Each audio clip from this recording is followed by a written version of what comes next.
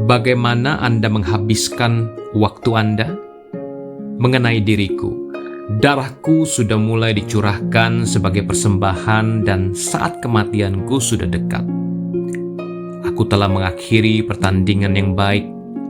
Aku telah mencapai garis akhir dan aku telah memelihara iman. 2 Timotius 4 ayat 6 dan 7. Betapa besar penderitaan yang dialami Paulus ketika dia berkeliling memberitakan Injil dari satu tempat ke tempat lainnya di dunia, melewati daratan dan lautan, dan kemungkinan dia harus berjalan kaki pada sebagian besar dari tempat tersebut, memberikan instruksi, dan mempertobatkan banyak orang, berdebat dengan orang-orang berhikmat, orang-orang Yahudi dan para penyesat, dengan keras menentang dan melawan musuh-musuh gereja Kristus.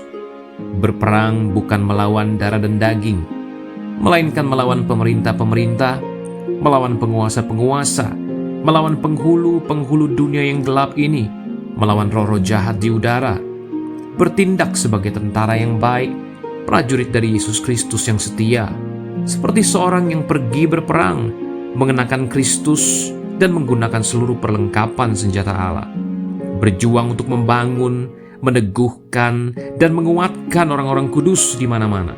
Memenangkan jiwa-jiwa, membebaskan mereka yang bingung, melepaskan mereka yang terikat, menerangi kegelapan, menghibur yang susah, banyak sekali mencucurkan air mata, menolong mereka yang dalam pencobaan, melepaskan orang-orang sakit, menyembuhkan mereka yang menderita, memperbaiki kerusakan-kerusakan dalam gereja mula-mula, menerapkan disiplin gereja pada mereka yang melanggar, dan menasehati orang-orang kudus, membuka, menjelaskan, membentangkan, mengajarkan, dan menerapkan kitab suci, banyak berdoa, banyak berpuasa.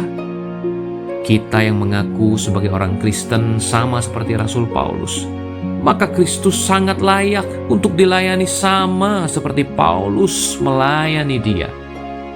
Akan tetapi realitanya, betapa kecil pekerjaan kita bagi Kristus dan bagi sesama kita.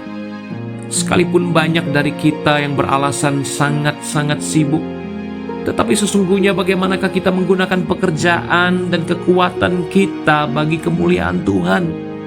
Dan dengan hal apa kita mengisi waktu-waktu yang Tuhan anugerahkan bagi kita? Mari kita menyelidiki diri kita sendiri dengan sejujur mungkin. Bagaimana kita telah menggunakan waktu kita untuk Tuhan?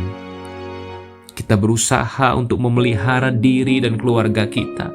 Kita berusaha menjaga reputasi kita. Kita membuat diri kita kelihatan baik di antara banyak orang.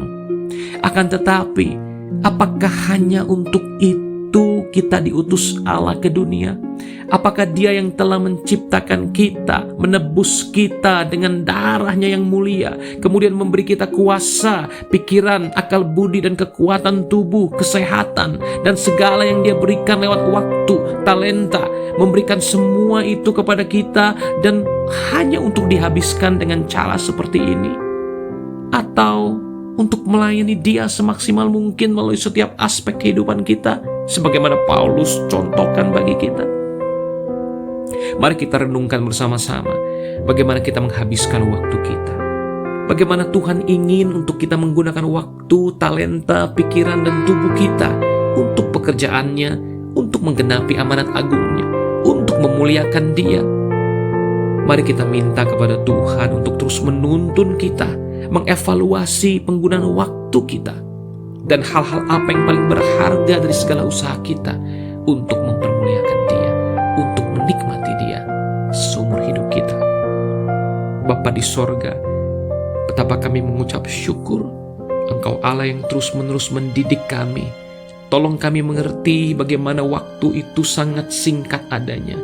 Tolong kami mengerti betapa fananya hidup ini, betapa sementaranya kami di bumi ini, sehingga kami tidak menghabiskan waktu untuk hal yang hampa, untuk hal yang fana dan sia-sia. Kiranya kami boleh mengerti dan ditolong oleh Allah Roh Kudus untuk mempergunakan waktu yang singkat ini dengan sebaik mungkin untuk kemuliaan nama Tuhan seumur hidup kami. Dalam nama Tuhan Yesus kami berdoa. Kami mengucap syukur. Amin.